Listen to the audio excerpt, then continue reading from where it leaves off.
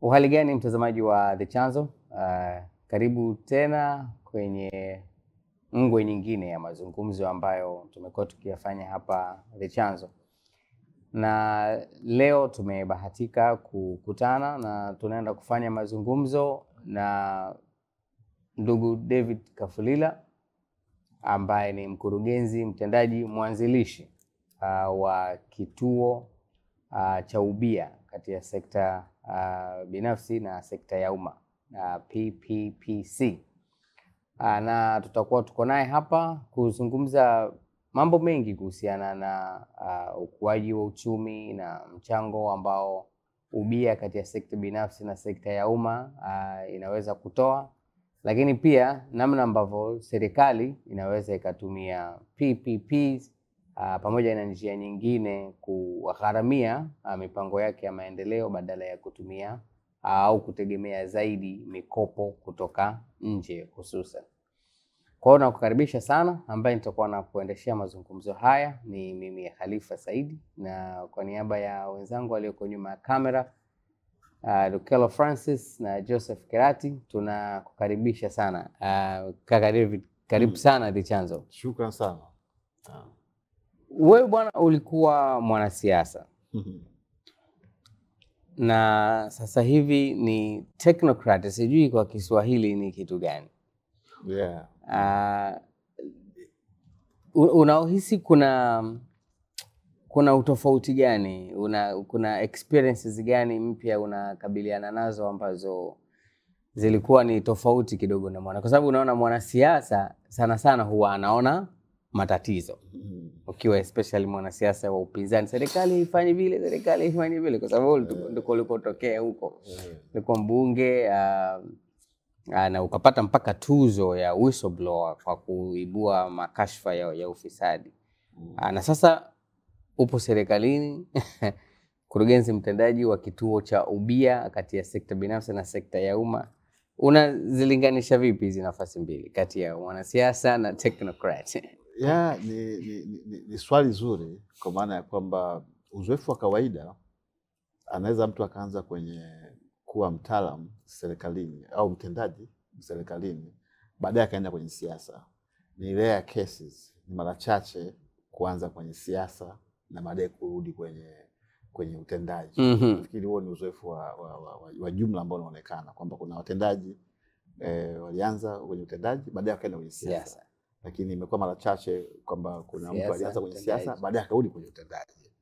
Sasa lakini ndio hivyo kwamba siku zote huwa kuna exceptions zinakuwepo kwenye kila mitazamo fulani. Yes. Mimi nilianza kama mbunge 2010 hadi 2015, lakini baadaye nikaingia kwenye utendaji. Kwa nafasi ya kwanza utendaji ilikuwa ni katibu tawala wa mkoa. Ambaye sasa wewe ndio mtendaji mkuu pale kwenye ngazi ya mkoa, unasimamia hizi halmashauri na mkoa wenyewe kama unasimamia technocracy katika muktadha huo. Lakini baadaye ni rais wa 500 alinipeleka kule, lakini baadaye wa rais wa 600 akanipeleka kwenye nafasi ya kisiasa kama mkuu wa mkoa. Kama mkuu wa mkoa wa Simiyu kwa mwaka mmoja.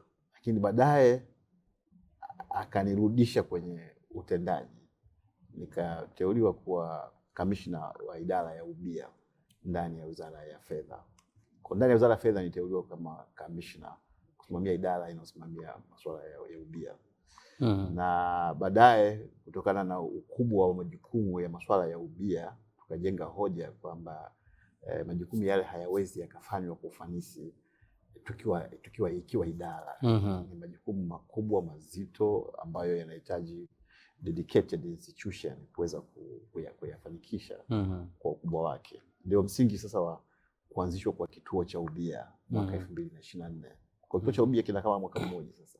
Lakini kabla ya hapo muda wote ilikuwa ni idara ndani ya Wizara ya Fedha. Lakini pia kituo kilianza tangu mwaka 2014 kisheria. Lakini hakikutekelezwa mpaka miaka 10 baadaye, ambapo rais wa 600 aliona kwamba ule msingi uliotaka bunge, ule msingi ambao ulipelekea uwepo wa kituo hiki sasa nafikiri ni muda sasa kianze.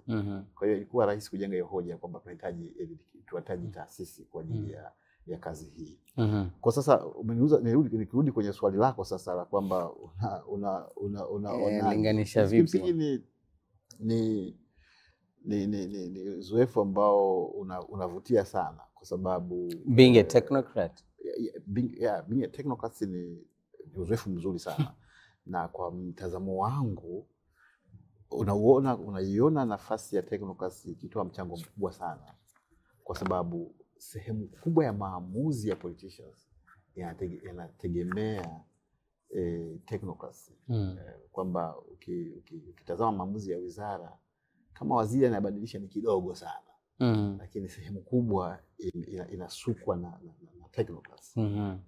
Yeye kama anadjust padogo ukilinganisha na kazi kubwa ambayo and even more so kwenye policy level. Kwenye policy level, policy level inakuwa informed na technocracy. Hawa ukizungumza policy ya VPP, sisi tunafikiri na kumshawishi waziri kwamba tunafikiri hii ndio njia.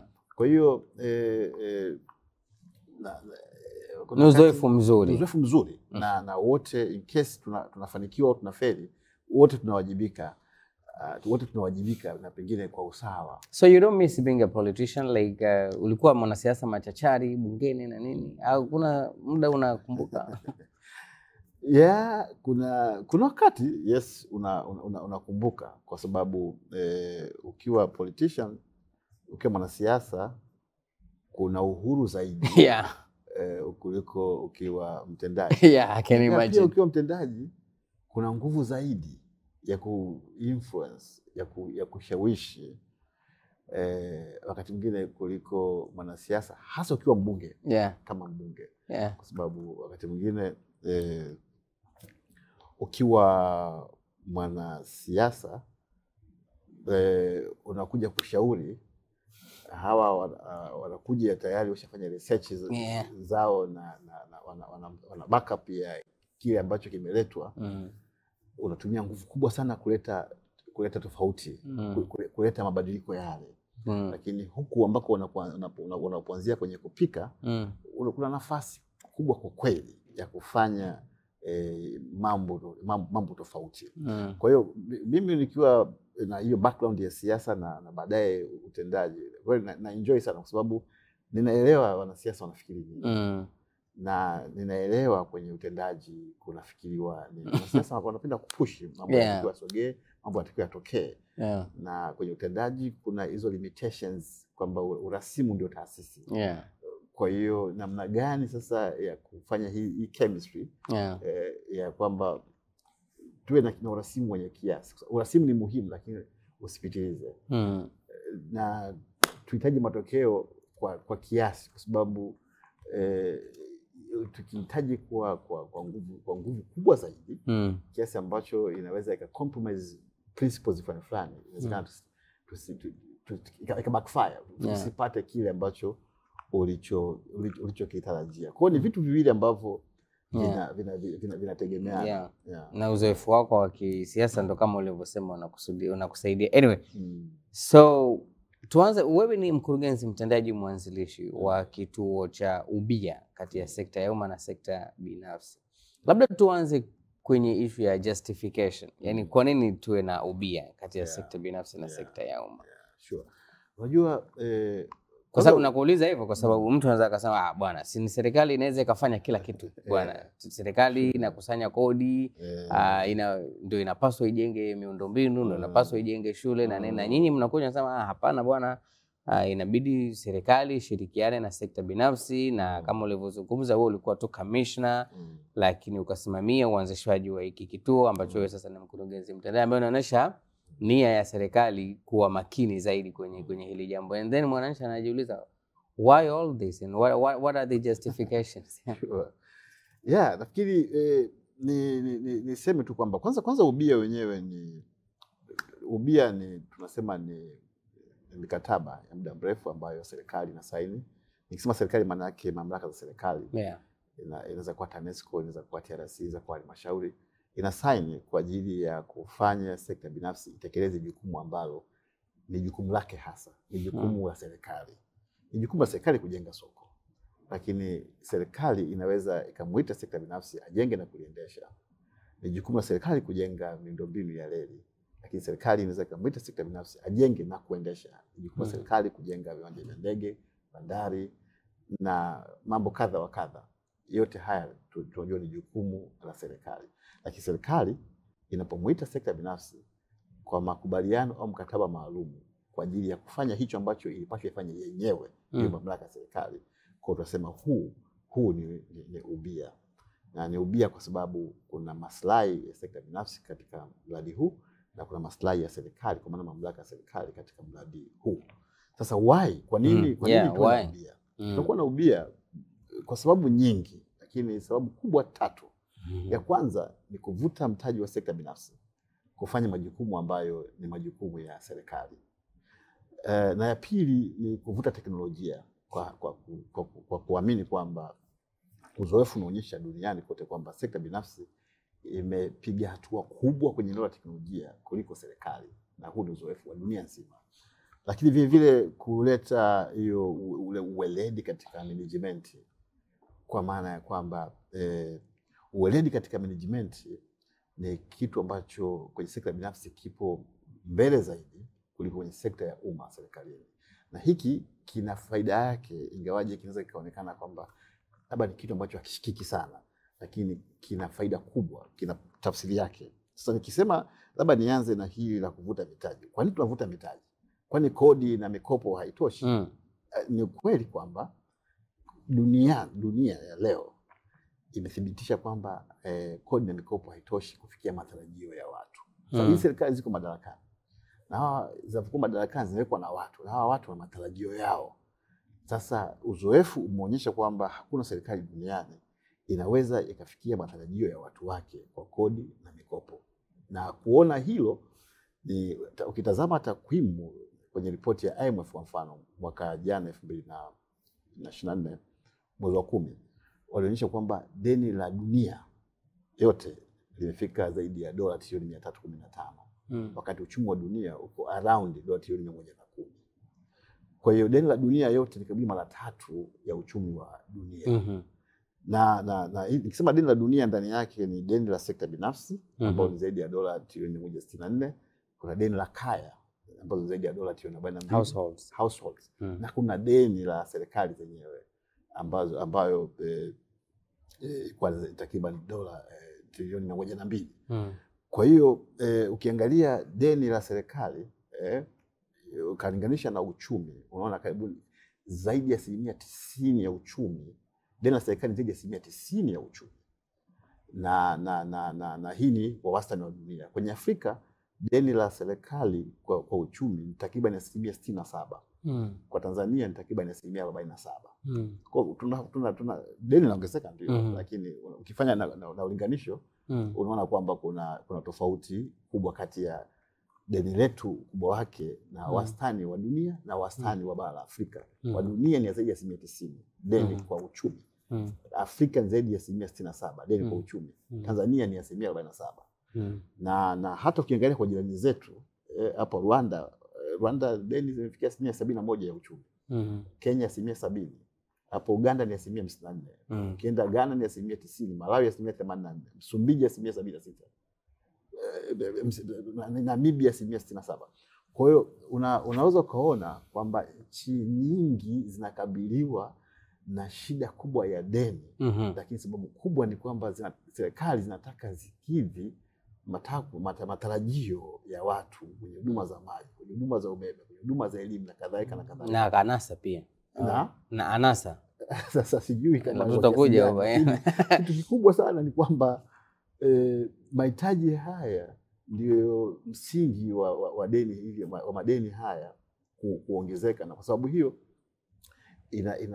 inafanya ajenda ya ubia kati ya sekta ya umma na serikali duniani kuzidi kupata umuhimu zaidi, ili kufanya serikali kwanza zitekeleze majukumu kwanza zipunguze matumizi kwenye maeneo ambayo sekta binafsi inaweza ikafanya, ili kusudi hicho kidogo kinachookolewa huko kielekezwe kwenye maeneo ambayo sekta binafsi haiwezi kufanya. Kwa mfano, kwenye nchi maskini nyingi za Afrika na Tanzania ikiwemo, ni vigumu kutoa elimu bora, kutumia sekta binafsi kutoa elimu bora kwa kaya maskini, kwa watoto kutoka kaya maskini.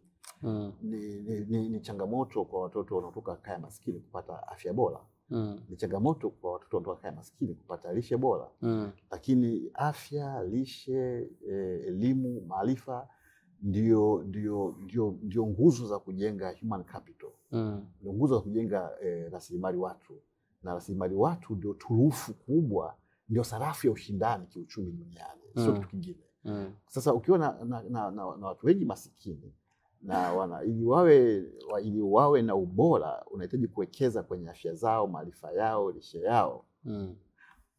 Maana yake unahitaji fedha ya kutosha kuweka huko. Sasa hii fedha ya kuweka huko unaitoa wapi kama ulichonacho hicho huyo kuku mdogo ule naye akawekezwe kwenye bandari, akawekezwe kwenye reli, akawekezwe kwenye viwanja vya ndege, akawekezwe huko, akawekezwe kule. Kwa ubia unapunguza hiyo competition, unapunguza huo ushindani, na kuipa nafasi serikali iweze ikawekeze huko ambako sekta binafsi haiwezi kuwa na mvuto wa kuwekeza. Nasema haiwezi kuwa na mvuto wa kuwekeza kwa sababu hawa watu hawana uwezo wa kulipa wapate elimu bora, hawana uwezo wa kulipa wapate afya bora.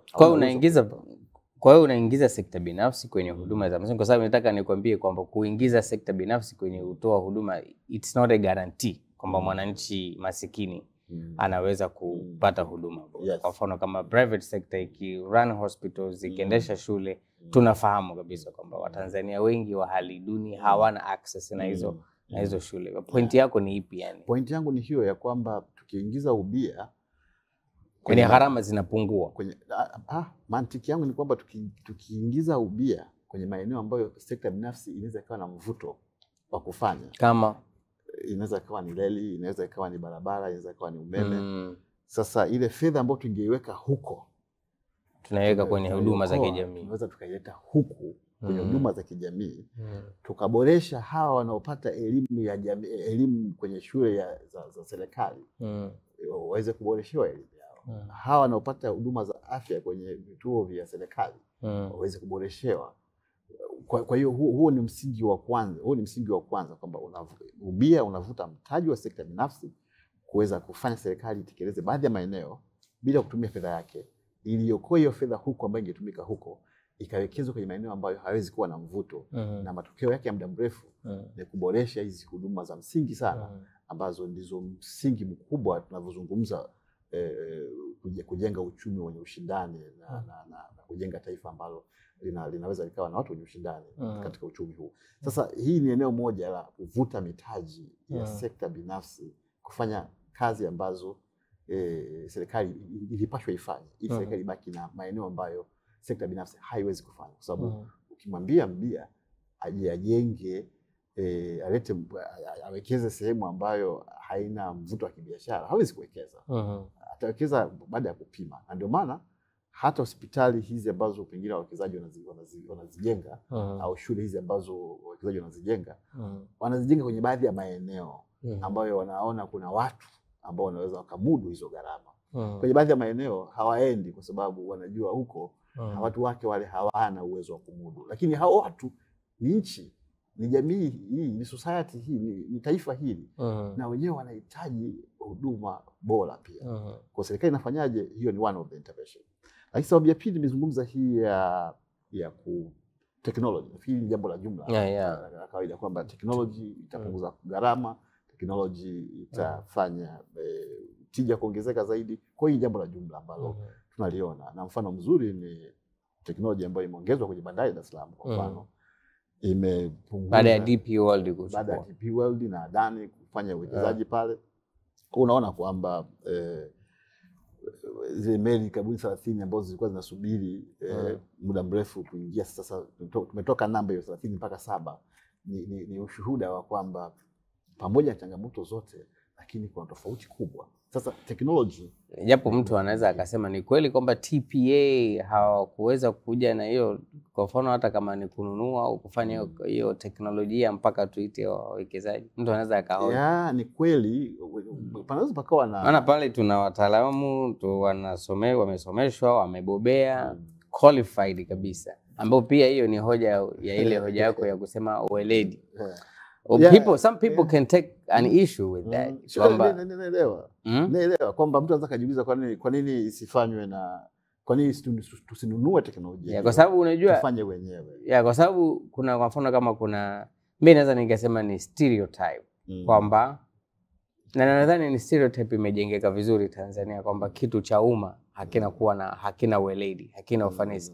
But it doesn't have to be that way. Yani hatuwezi kujenga utamaduni kwamba kitu kinachomilikiwa na watu collectively hakiwezi kuendeshwa kwa weledi na ufanisi, lakini kitu ambacho kinaweza ikaendeshwa na private person, private individual, ndio hapo tunaweza tukakuta ufanisi, hapo ndo tunakuta uweledi. You don't want to create a nation of that nature. Mimi nakubaliana na wewe, na sio kwamba tunajenga taifa lenye picha hiyo, lakini najaribu kusema ni uzoefu wa duniani. Ukienda leo Faransa, airport nyingi zinafanya kwa utaratibu wa PPP. Sawa. Hata Uingereza airport kubwa kabisa inaendeshwa kwa utaratibu wa ubia. Haina maana kwamba wale hawana wataalamu na hawana uwezo wa kununua teknolojia, hasa ukizingatia kwamba teknolojia wanayo wenyewe ndio wanaotengeneza. Isipokuwa tu ni option analysis, kwamba unafanya uchambuzi kwamba ukimleta huyu private anaweza akaja na technology, lakini pia akaja na weledi wa management. Kama nilivyosema, ni tafiti zinaonyesha dunia yote sawa, ndio private sector kuna weledi mkubwa wa management kuliko kwenye public sector. But why? Nenda Marekani, nenda Ufaransa, nenda Uingereza, nenda India, njoo hapa nchi yoyote, umekuwa uhalisia wa dunia. Ndio maana dunia yote ina struggle kuifanya sekta ya umma iweze kumiti hizo standard. Ndio ile China wanaita corporatization of state enterprises. Namna gani ya kuzifanya state enterprise, namna gani ya kufanya mashirika ya umma yaweze kuwa na corporate standard, yaweze kuwa na viwango vya kimanagement sawa au karibu sawa na vile vya kwenye sekta binafsi. Kwa hiyo hii ni changamoto ya dunia, sio ya Tanzania. Okay, sawa. So kuvutia mitaji, kufacilitate technology transfer pamoja na kukuza uweledi. Na hii uweledi kimsingi inajengwa zaidi sasa na ufanisi. Unajua, nimezungumza pale kwamba watu wengi wanaweza wakasema management kitu gani bana? Inawezekana mtu anakuja na briefcase alafu anasema amewekeza, kumbe kimsingi amewekeza akili yake. Kuna mfano mmoja, mtu mmoja aliyekutoa kwamba kuna siku moja meli ilizima watu katikati ya bahari. Ilizima ile maengineer wale wa meli wakasema kama kuna mtu ana weledi atusaidie, maana tumestruggle na tumeshindwa. Wakasema akiwepo mtu anaweza akafanya meli wake atapewa $100,000. Engineer mmoja msafiri abiria alikuwa amepumzika, akasema mimi niko tayari, wekeni $100,000 hapo.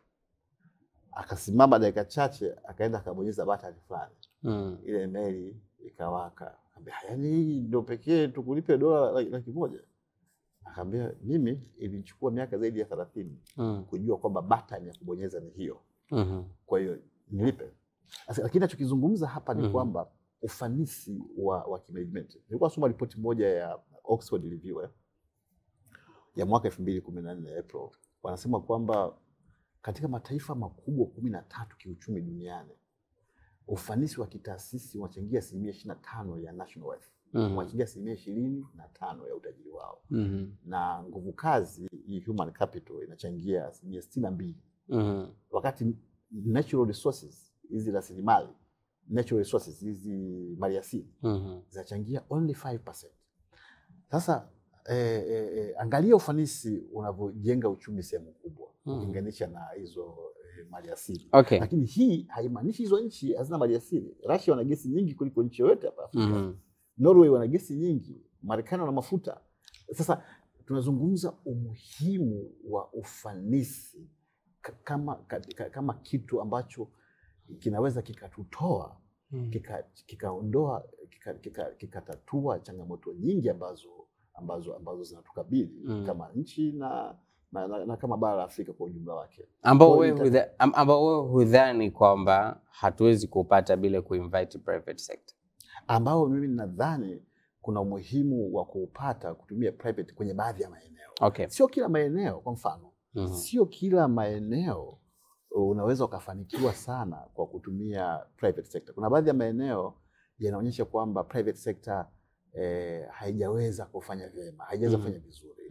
Na kwa mfano maeneo ya ni uzoefu dunia yote, maeneo ya madini, maeneo ya gesi, maeneo ya mafuta, private sector imeshindwa kuleta tija sawa sawa na state hizi corporations ambazo zimefanya. Kwa hiyo kuna maeneo yana ushuhuda wa private kufanya vizuri na kuna maeneo kuna ushuhuda wa private kutokuleta tija. Okay. So pale ulitaja justification na ukatoa hizo pointi 3 ya tumezitaja hapo. Lakini bado swali ambalo mimi nakuja nalo, why PPP katika mazingira ambapo, because we had 2 options. Option ya kwanza ni kwamba serikali ifanye yenyewe.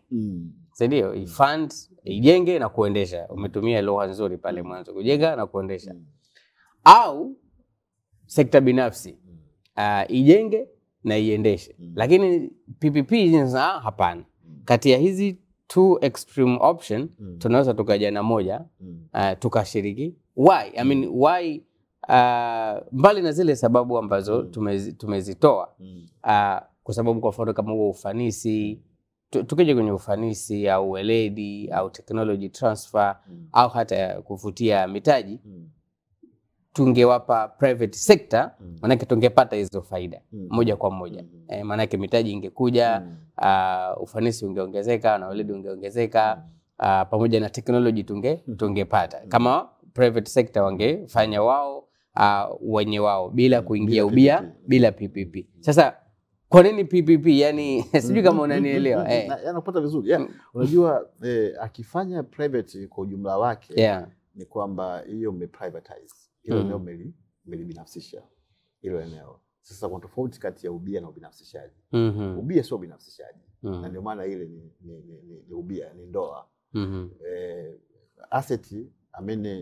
Asset ambayo mali ambayo inayofanywa katika utaratibu wa ubia sio mali ya sekta binafsi kabla, wakati na hata baada. Kwa hiyo tukisema kwamba tusifanye kwa ubia, kwa mfano katika reli, tafsiri yake ni kwamba tumpe kampuni binafsi amiliki moja kwa moja hiyo huduma, amiliki moja kwa moja hiyo huduma. Sasa kuna kitu ambacho kwenye kufanya maamuzi kinaitwa public sector comparator analysis. Yani mnafanya ulinganisho. Hivi kitu kikifanywa kama na private moja kwa moja, picha yake itakuwaje?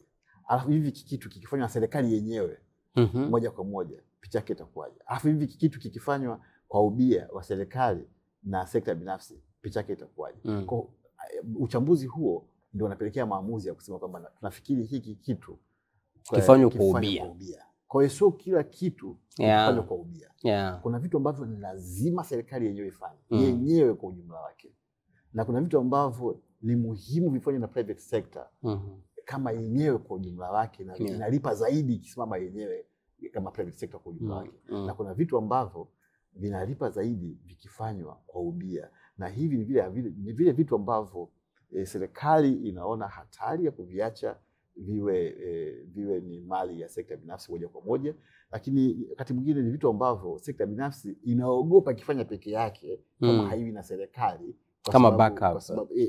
Kwa hiyo katika msingi huo ubia unajitokeza katika maeneo hayo. Sawa. Labda tu kwenye ile point yako ya mwanzo kule kwenye kuvutia mitaji na uwezekano wa PPP kupunguza utegemezi wa taifa kwenye mikopo zaidi, kuendesha shughuli zake za maendeleo. Unadhani hiyo ni realistic kiasi gani kwa mtazamo wako, kwamba PPP inaweza kuisaidia Tanzania, kwa mfano badala ya kutegemea zaidi mikopo especially ya nje na badala yake ijikite kwenye kuvutia mitaji kuweza labda unadhani potential ni kubwa kiasi gani kwa Tanzania? Yeah, potential ni kubwa kwa Tanzania kama ilivyo kwa dunia nzima.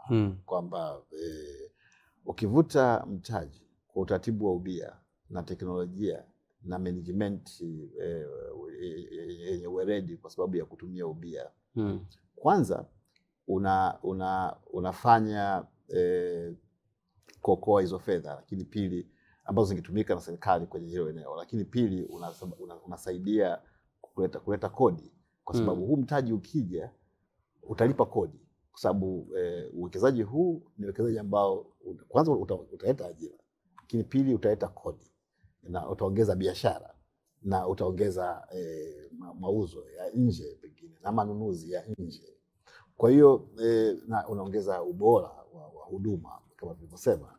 Kwa hiyo kuna faida pana katika muktadha huo, kama tulivyozungumza kwamba kuna ushuhuda huko kwenye bandari, lakini pia kuna ushuhuda hata kwenye maeneo madogo madogo. Unajua, kwa mfano huko kwenye mikoa kuna watu ambao wanafanya ubia mamlaka ya serikali hata kwenye vitu vidogo vidogo tu. Unakuta kwamba kuna soko hili, anakuja mtu anaingia makubaliano na halmashauri, wanajenga frame za kuzunguka ile soko.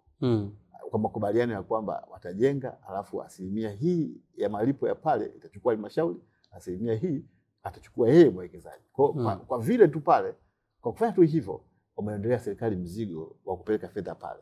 Lakini kwa kufanya tu vile, wamefanya management ya lile eneo isihitaji tena mkono wa serikali, ulazima wa serikali kutuma kamati kwa ajili ya kumanage vitu kama hivyo.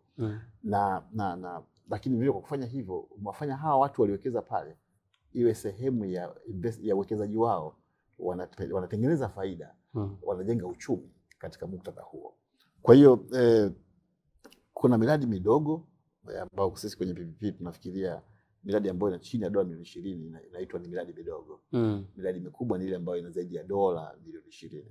Kuna ambayo ina prioritize ushiriki wa wazawa like au yote wazawa ni kipaumbele, kwa maana ya kwamba kampuni local local companies zinapata kipaumbele, kwa maana ya kwamba unavyojenga uchumi kwa kutumia local, kwa kutumia ushiriki wa wazawa, kwanza unaongeza ni injection kwenye uchumi, kwa sababu hawa wako hapa.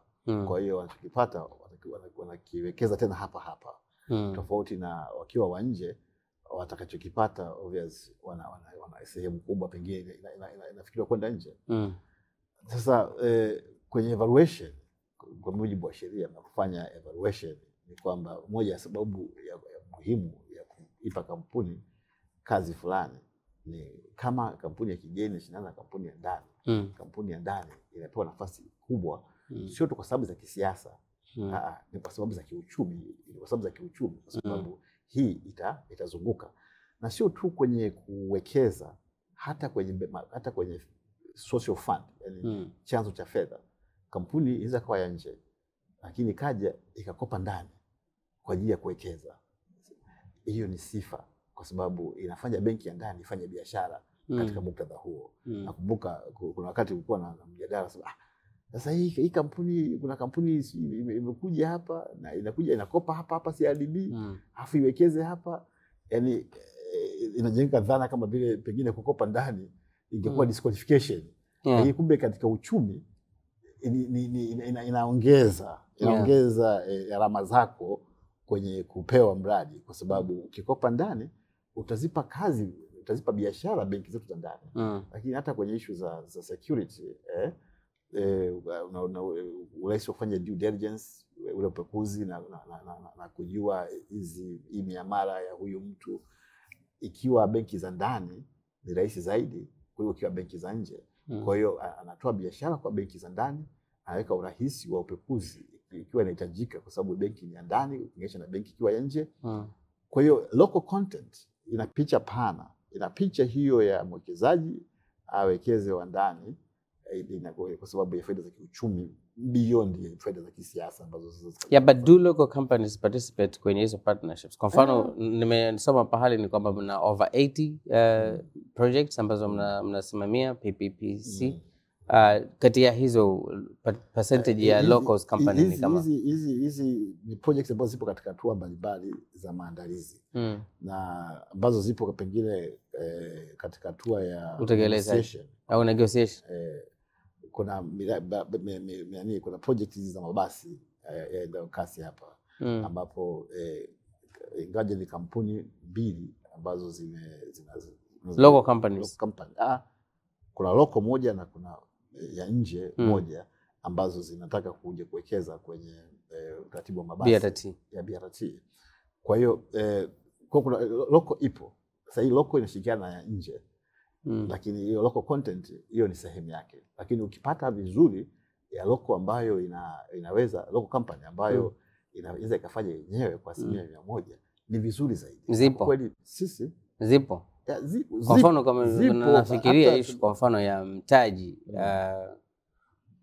pengine kama sio kipao, kwa sababu ni kipaumbele na kwa mfano kama hapo umemention, na hofu yangu ni kwamba tuna kampuni za wazao ambazo zinaweza zikakidhi vigezo ambavyo umeviweka PPP na kama kuna kwa mfano kwenye hiyo 80 plus projects ambazo PPP mnaziandaa hiyo BRT ni moja. Kuna nyingine ambayo kuna ushiriki wa local companies. Zipo hata hizi, unaona leo kuna business complex kubwa inajengwa kuliko zote Kariakoo.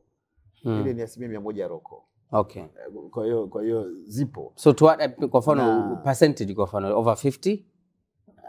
Hapana, kwa mfano unajua miradi mingi ya ubia imekuwa ni miradi mikubwa na historically kumekuwa na miradi mikubwa kufanywa na local company kwa 100% ilikuwa ni changamoto. Why? Na badala yake kwa sababu of course ya kampuni changamoto ya advance katika masuala ya management hizo kampuni. Tutachukua mfano mdogo wa IPTL. IPTL 30% ilikuwa ya local. Lakini 70% ilikuwa ya foreign kwenye IPTL. Lakini sababu kubwa pia ni kwamba ile kampuni ya Malaysia ya nje ambayo ilikuja ilikuwa na miki 70% ilikuwa ndio ileta karibu mtaji wote. Kwamba unadhani kwamba local company ikipewa yenyewe itaita kampuni ya kigeni? Kwa maana ya kwamba local content ina picha tofauti. Picha ya kwanza ni ile kwamba anafanya local mwenyewe 100%. Nipo mfano wa hiyo business complex kubwa ambayo inajengwa huko Kariakoo ambayo iko over 90%. Na lakini kuna picha ambayo kwenye miradi mikubwa kabisa local kama hana uwezo akishirikiana na foreign ina improve hiyo issue ya hiyo dhana ya local content. Na kwa mfano wa IPTL kwamba IPTL 30% ilikuwa ni local, 70% ndio ilikuwa ni kampuni ya nje ya MECMA. Kwa hiyo kwenye transition ya kujenga uchumi mkubwa, sababu na hiyo sio Tanzania pekee yake, kwenye transition ya kujenga uchumi mkubwa local na foreign kwa kushirikiana inaambukiza uzoefu na uwezo wa hizo local kuja kufanya hii miradi baadaye. So you're not objected to that. Kwa mfano kama I'm a local company nataka kuingia ubia na serikali and then mimi naalika kampuni ya kigeni. Ni hiari yako wewe. Kama una uwezo wa kutosha kufanya kwa mradi unapewa na ingependeza zaidi ikawa hivyo. Lakini kama hauna uwezo unatafuta kushirikiana na mwenye uwezo atakapa yuko nje. Pia inazingatiwa kwa sababu kuna element ya wewe kama local pale. So pia ufahamu tu kwamba mtakapokuwa mkipima kampuni gani ipewe, mnaangalia pia uwezekano na uwezo wa hiyo kampuni kufanya. Unaweza ukapenda lakini kama hana uwezo na baadaye hii huduma ni ya jamii yote. Hii jamii yote haitokubaliana na inefficiency wakati mmeiambia kwamba tukileta ubia tuta improve efficiency. Kwa hiyo lazima kwenye kustructure hiyo miradi kuwa makini sana kwa sababu tumeiambia jamii kwamba tukileta private kwenye ubia ataongeza efficiency. Tukimleta hiyo private afa kaleta matatizo zaidi inatengeneza shida kubwa zaidi. Unakumbuka kwa mfano kwenye tulivyoengage kwenye hizi miradi hii ya UDA. Kuna private tulikuwa naye. Lakini unaona shida ilivyokuwa kubwa zaidi. Ni local private. Lakini shida ikawa kubwa zaidi. Kwa hiyo sasa hii tafsiri yake ni kwamba lazima kubalance kwamba tunahitaji local apewe. Mwenye uwezo kabisa apewe kwa sababu ina multiple ina faida pana zaidi kwenye uchumi kuliko ikiwa foreign. Lakini kama hiyo local hawezi kufanya mwenyewe, bado akiengage foreign, akiengage kampuni ya nje, bado apewe kipaumbele kwa sababu hii ni daraja la pili, kwa sababu itajenga uwezo wa kampuni zetu za ndani. Na kufanya na kampuni ya nje kwa 100% ni option ya mwisho, kwa sababu hii ya mixed na ile ya pure local pengine imekosekana katika muktadha huo. Nitakupa mfano mdogo. Tulivyokuwa tukifanya uchambuzi wa kampuni zilizokuwa zinataka kujenga barabara ya Kibaha Chalinze Morogoro, ni investment ya ukichukua kipande tu cha kilomita 78, barabara 4 ambazo ni rigid, ambazo zinaweza kukaa miaka 30 bila kufanywa major maintenance. Engineering yake ilikuwa inaonyesha kwamba inaweza ka cost kwenye capex ile construction inaweza ka cost dola milioni 350. Unazungumza almost bilioni 800. Lakini kwenye kuoperate katika miaka labda 30 na 5 inaweza kaenda ka cost labda dola milioni 160. Kwa hiyo unaona pengine ile size ya mtaji kapewa China hiyo. Sasa ile mwanzoni ziliomba kampuni 9. Katika hizo kampuni 9, 8 zilikuwa za China. Simetangazwa. Moja iko Uturuki. Mchujo wa kwanza uliofanyika zikabaki 5. Kabaki wa China. 4 za China, moja ya Uturuki. So hiyo ni kwamba anaenda kupewa China kwa sababu nimesoma kwenye story pia. Nitaka niseme hivi. Tujenge picha pana kwamba hizi zimeomba kampuni 9. 8 za China, moja ya Uturuki. Hakuna ya Ulaya. Hakuna ya Afrika. Sisi tuna South Africa. Tuna Egypt Afrika. Achilia mbali ndani. But I mean we can conclude kwamba amepewa China, sio kwamba hajapewa mpaka sasa. Si ndio, lakini nimeona story kwamba anapanga kupewa. Kwamba yeye ndio alifika, kampuni hiyo ya China ndio ilifika hatua ya mwisho, na kufika hatua ya mwisho haimaanishi kupewa. Ni kwamba negotiation zinafanyika. Nataka nije kwenye wa China. I think kuna vitu vingi vya kuzungumza, sijui kama muda utatosha. Kuhusu wa China. No, sio kuhusu wa China, kuhusu PPP na potential yake. Lakini tuangalie hii. So pale tumesema kwamba priority of course ni bring in wazawa. So wazawa ni local. Local. But what is the reality on the ground? Kulingana na assessment yenu nyinyi kama PPP, do you have local companies that can effectively ingia ubia na serikali? Because kwa sababu unajua unaweza kuwa kwa sababu let's be realistic, unaweza kuwa unazungumza vitu at theoretical level. Kwamba ni kweli serikali lazima prioritize local content na nini, lakini ukija kwenye uhalisia, kwa sababu unakuuliza hivi, kwa sababu pengine hapo inaweza ikanecessitate intervention nyingine, kwamba sasa inabidi serikali ichukue jitihada za makusudi kutengeneza kampuni.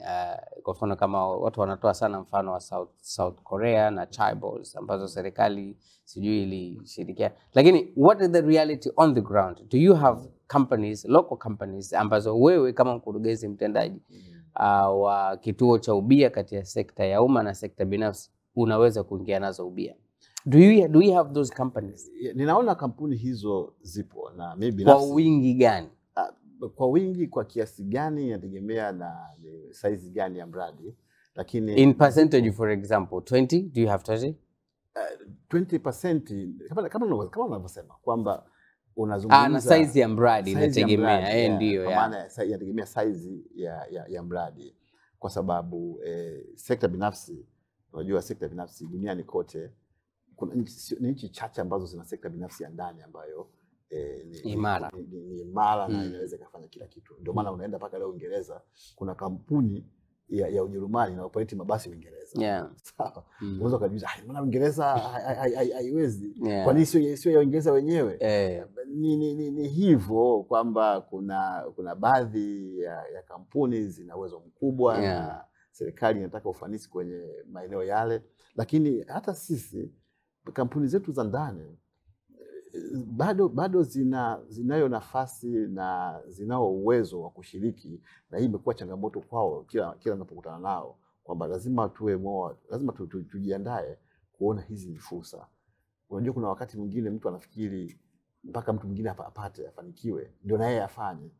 Kwa pale kwenye mwanzo kunakuwa na hofu ya kuingia, lakini mimi binafsi naamini nilikuwa nikiwaambia wote ambao wana mabasi makubwa kwamba jamani, mbona mna uzoefu wa miaka mingi katika ile eneo, sisi tungekuwa proud sana mkifanya nyie.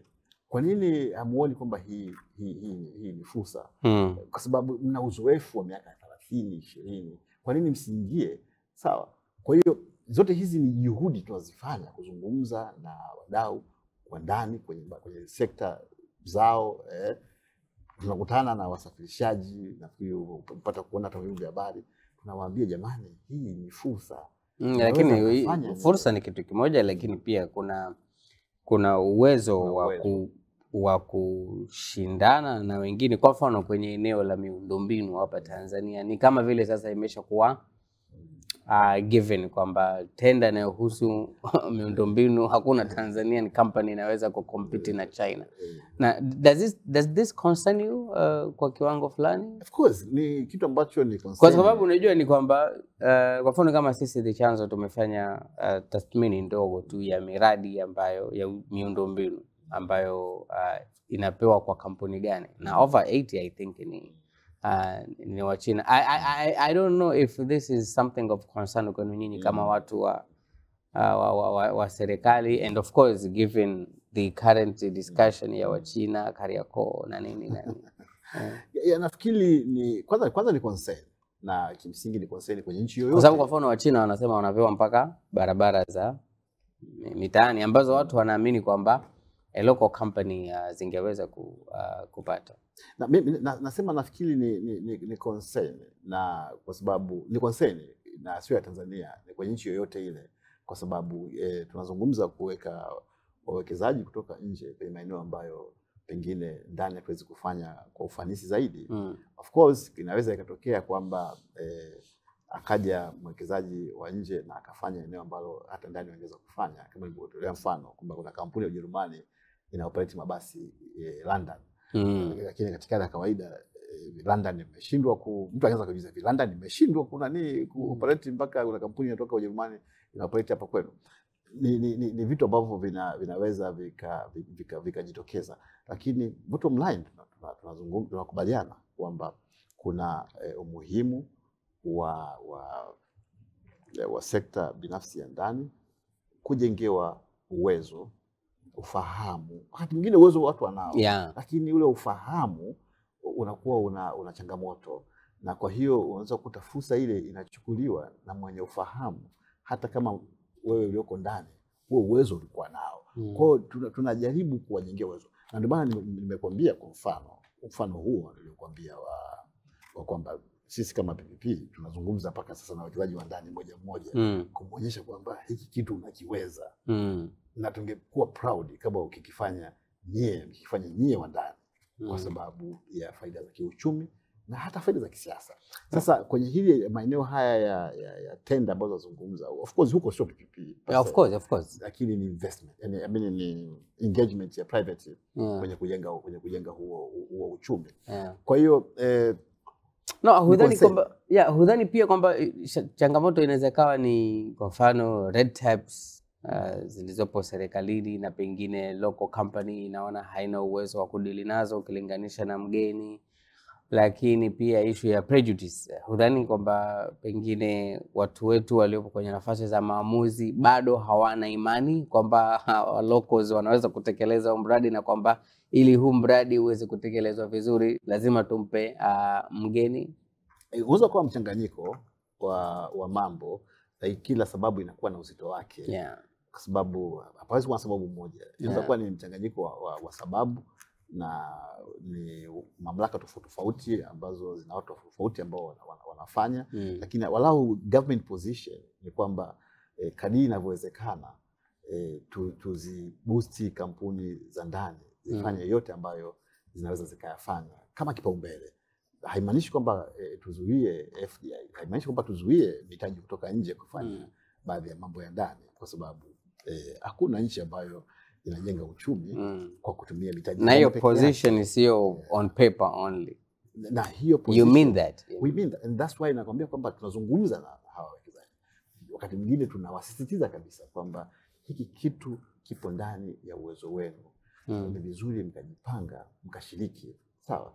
Kwa sasa, lakini wakati mwingine ni maamuzi pia ya mwekezaji husika. Wakati mwingine ni maamuzi ya yeye mwekezaji. Huwezi kumshinikiza kwamba nataka uchukue hizo RFQ, uweze kujaza hizo fomu ili kusudi uweze kushiriki. Wakati mwingine naye ana biashara zake ambazo amezizoea kutoka nje ya line ile, huwa inamchukua muda mrefu wakati mwingine kwa sababu ya jinsi tunavyoendesha mambo yetu. Lakini bado kuna mambo ambayo serikali ilikuwa ikiyafanya kufanya sekta binafsi ya ndani shiriki. Chukua tu mfano mdogo wa Baresa alipopewa hiyo privilege ya kiwanda cha sukari, sawa? Hapo karibu kila kitu, sawa? Ni expression ya government commitment levels kwamba tunataka sekta ya ndani ifanye na ni mfano ambao mtu yote anaweza akaona. Lakini pia upande wa pili mtu anaweza kusema sasa kwa nini bana hawa watu wapewe tu hivyo, wapewe offer hiyo, wapewe privilege hizi na hizi. Lakini unavyojenga uchumi hizo picha zote zinachanganyikana. Lakini mwisho wa siku ni kwamba position ya serikali ni kuhakikisha kwamba sekta ya ndani inapewa kipaumbele na ipo kisheria na ipo tunaifanya kwa vitendo. Na changamoto hiyo kama nilivyokuambia ni changamoto ambayo naona ipo sehemu kubwa ya dunia, ipo sehemu kubwa ya Afrika. Wa China pengine kwa strategy yao ya kusukuma ajenda yao ya kuwekeza duniani, wameteka Ulaya, wameteka Afrika, kule Asia ndio kwao, wana compete na maso zote. Kwa hiyo ni uhalisia kwamba China anakwenda kasi katika masuala ya investments, na sio tu picha yake inaonekana Afrika, inaonekana hadi Ulaya. China huyu ambaye huko tunasema anafanya sijui vitu fake na hivi na vile, lakini the same China anakompiti soko la Marekani mpaka anawekewa kodi za juu kama njia ya kumzuia. Swali litakuja ni kwamba Tanzania imejipanga kukabiliana vipi na hilo, and I think pengine wewe pengine unaweza ukasema sio mtu sahihi wa kulitolea ufafanuzi hilo, lakini nataka nikuulize, kule mwanzo tulizungumza PPPs na potential yake ya kupunguza uwezekano wa Tanzania kutegemea kukopa zaidi, kufund its development na masuala ya uchumi. Unaamini kwamba nchi kwa mfano kama Tanzania inaweza kuwagharamia shughuli zake za maendeleo bila kutegemea mikopo? You think that's possible? Kwanza siamini kwamba serikali au bila kutegemea sana mikopo. Labda I had to reframe the question. Okay. Kwamba bila kutegemea sana extremely reliant on borrowing.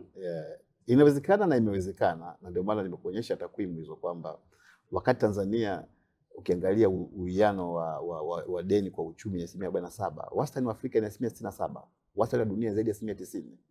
Kwa hiyo inakuonyesha kwamba bado tuna muscles ya ndani ya kufanya ukilinganisha na nchi nyingi. Na kwa mfano wa Kenya hawako 70%, Rwanda 71%, Ghana 90%, Namibia 67%, Msumbiji 80%. Kwa Tanzania imefanya nini yani kuwa kwenye hiyo position?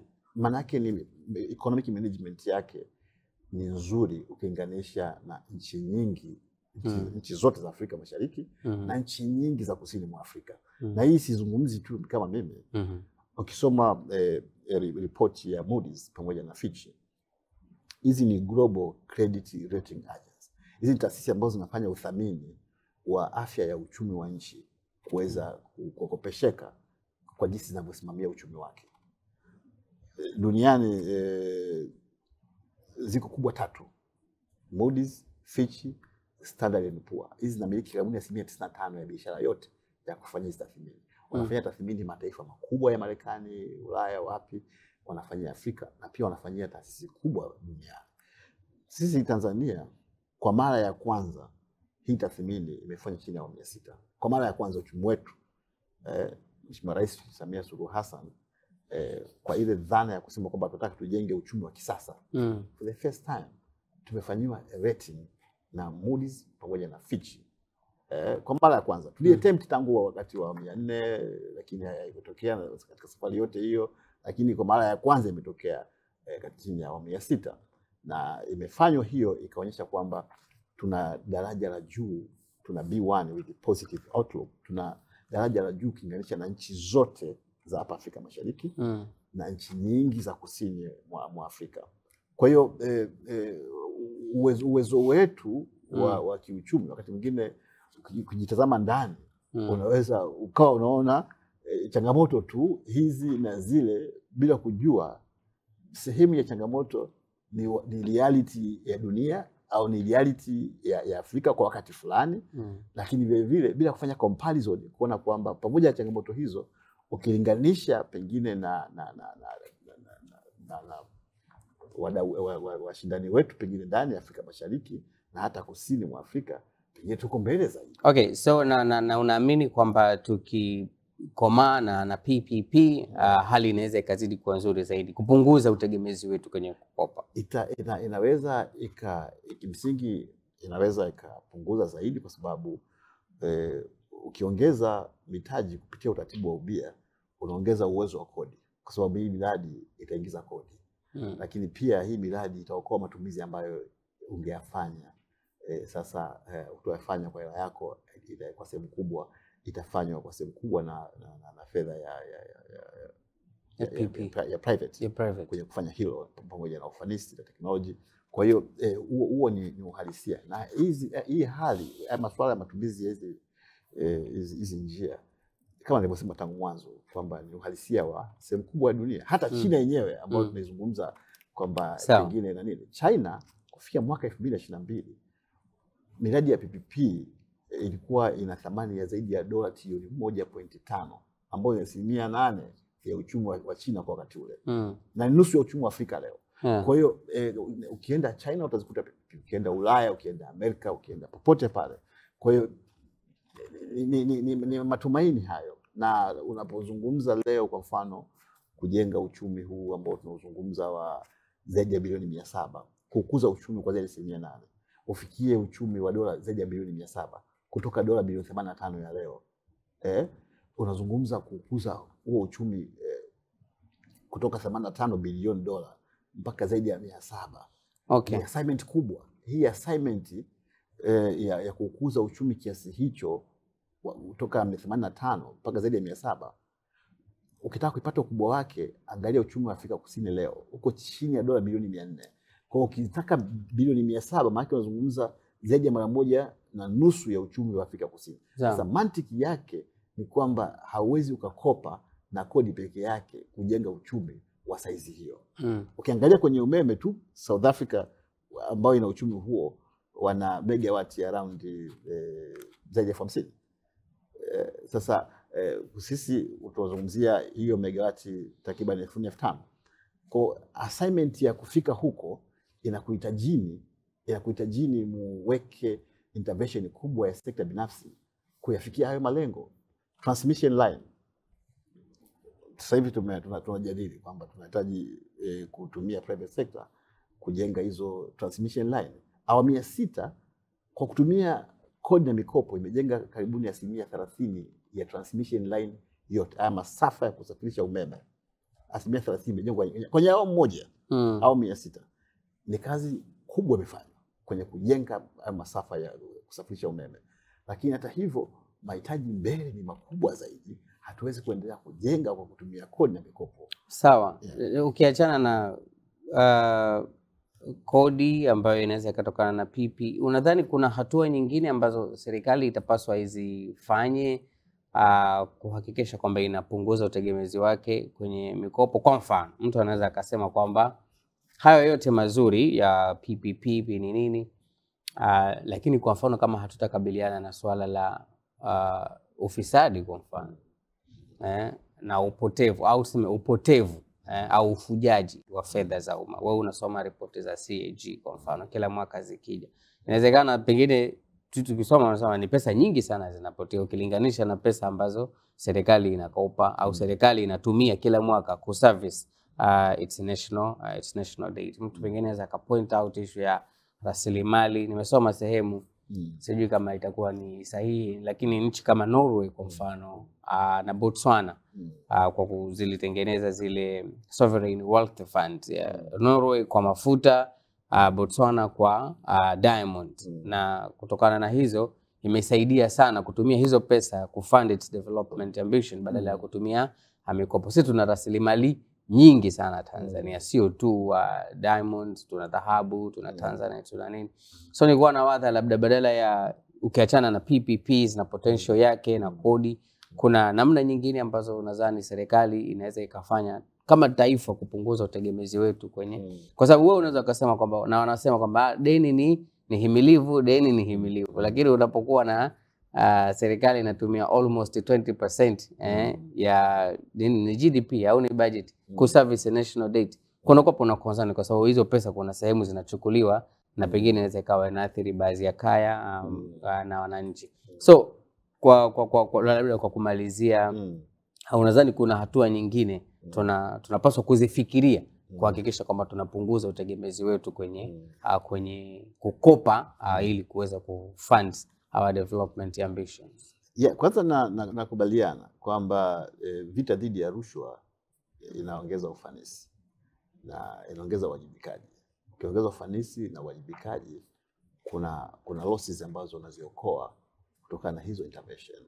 Kwa hiyo huo ni uhalisia. Umetoa mfano wa Norway kuwa na hizo fundi ambazo zina manage fedha ya gesi na kwa hiyo imeleta matokeo makubwa kwa Norway.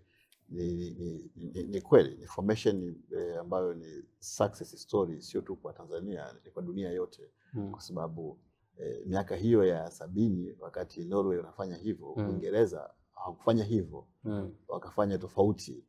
Na leo ni story kwamba Norway imedefeat Uingereza katika hilo eneo kutokana na maamuzi hayo.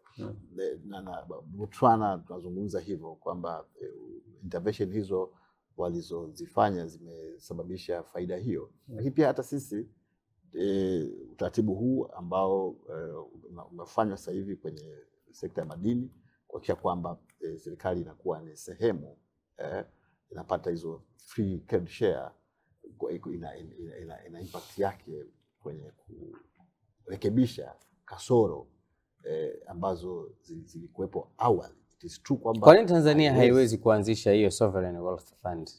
Nini kinakomesha? Hapana, sio kwamba haiwezi kuianzisha au sio only option. Hapana, nadhani sio kwamba ni haiwezi kuanzishwa. Nafikiri ni kitu ambacho kinafanywa kwenye nchi tofauti na inaweza ikawa ni case by case. Kwa mfano unaweza kukuta kwenye vitalu labda vya gesi tayari private company zishapewa hizo vitalu. Inawezekana ikawa tofauti na kama vitalu vile havijapewa pengine bado viko havijapewa na kwa investors. Kwa hiyo kuna route hizo mbili ambazo worldwide zinaonyesha tofauti kwamba waliochukua route ile ya state is corporations ku manage hivyo vitu rasilimali zao walifanikiwa kwenye mafuta, kwenye gesi, kwenye madini zaidi kuliko ambao walichukua route ile kama ya Uingereza ya private kufanya hayo maeneo. Private alifanikiwa sana kwenye maeneo mengine, lakini kwenye maeneo haya kufanikiwa sana kuleta matokeo makubwa kwenye uchumi wa nchi.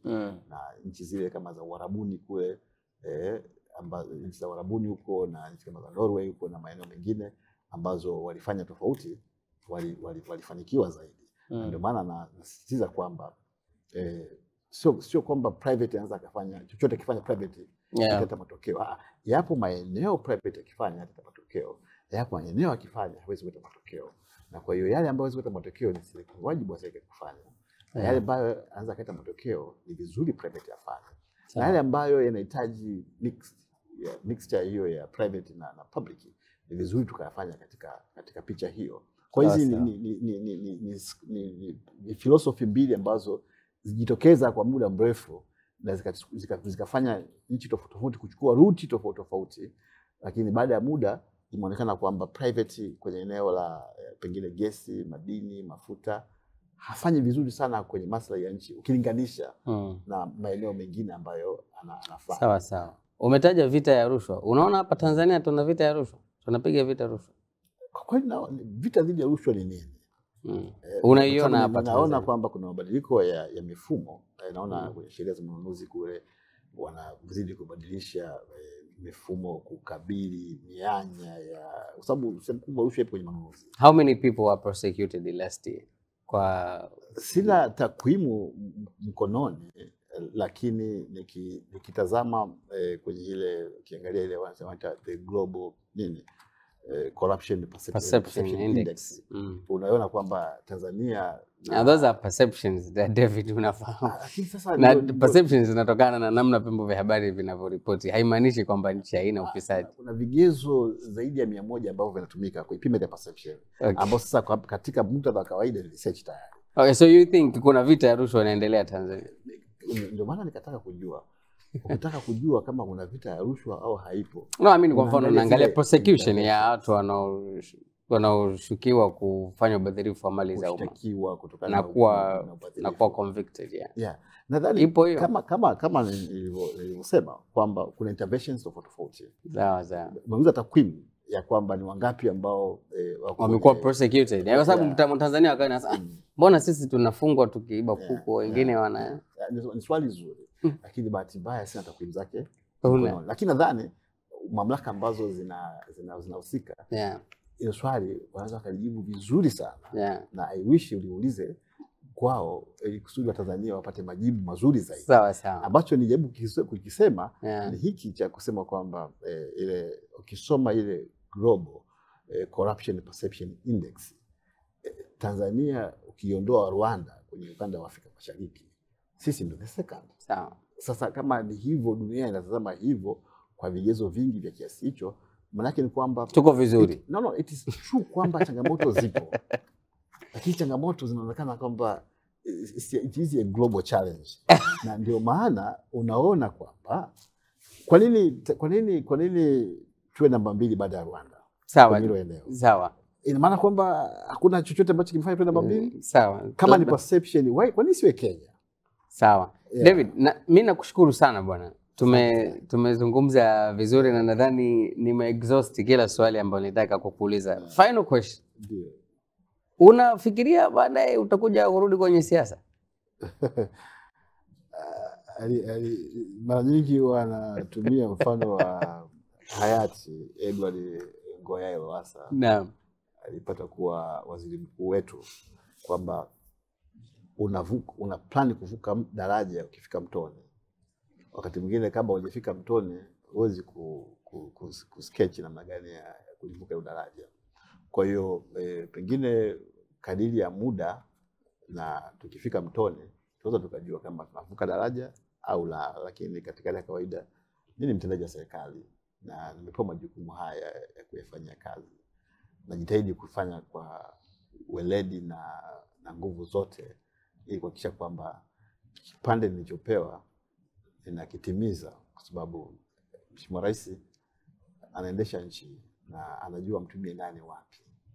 Kwa kadiri ya utashi wake anajua atamtumia nani wapi kwa nini ili aweze kufikia hayo mafanikio ambayo ameyapanga. Na so far awamu ya 6 inakwenda vizuri. Niko nazungumza na mtu mmoja anamwambia ukitaka kutazama changamoto haziwezi kukosekana. Kila serikali, kila awamu na kila nchi ina changamoto zake. Lakini kuna ule uhalisia wa kwamba mwisho wa siku tunakwenda mbele au tumerudi nyuma. Ukiangalia biashara Tanzania duniani wakati Mheshimiwa Rais anaingia madarakani ilikuwa around dola bilioni 17 export na import. Leo imefika dola bilioni 32. Ni ongezeko la karibu 85% ya kibiashara. Ongezeko hili la biashara lina tafsiri pana kwenye washiriki wa hizi biashara, ema kununua nje au kuuza nje. Kwa hiyo yote haya ni mafanikio. Sawa. Unajua kwa nini nataka, kwa sababu unajua tukienda huko kuzungumza performance ya rais, mimi unanilazimisha niulize maswali hapa. Halafu na nadhani muda hautatosha. Nadhani mimi nitachukua tu kauli yako ya kwamba wanasema huwezi wanasemaje? Kuhusiana na hatima yako ya kurudi kwenye kwenye siasa. So I will settle with that. Na nadhani tuhitimishe mazungumzo yetu. So mtazamaji, na hapa ndo tumefikia mwisho wa mazungumzo ambayo tumekuwa tukiyafanya na David Kafulila. Kafulila ni mkurugenzi mtendaji mwanzilishi wa kituo cha ubia kati ya sekta ya umma na sekta binafsi, na tumezungumza hapa na kujadili fursa ambazo hizi partnerships au ubia unaweza ukawa nao kwenye ukuaji wa uchumi wa Tanzania na hatimaye maendeleo ya nchi na wananchi wake. Mimi ambaye nilikuwa na kuendeshea mazungumzo haya ni Halifa Saidi, na kwa mara nyingine tena kwa niaba ya wenzangu walioko nyuma ya kamera Lukero Francis na Joseph Kirat, tunakushukuru sana kwa kufuatilia na kukutaka uendelee kufuatilia maudhui mengine tunayozalisha hapa The Chance. Kaka, nakushukuru sana. Shukrani sana. Mungu akubariki. Amina. Na nakutakia all the best kwenye utekelezaji wa majukumu yako. Nashukuru sana. Sawa. Amina. Sawa.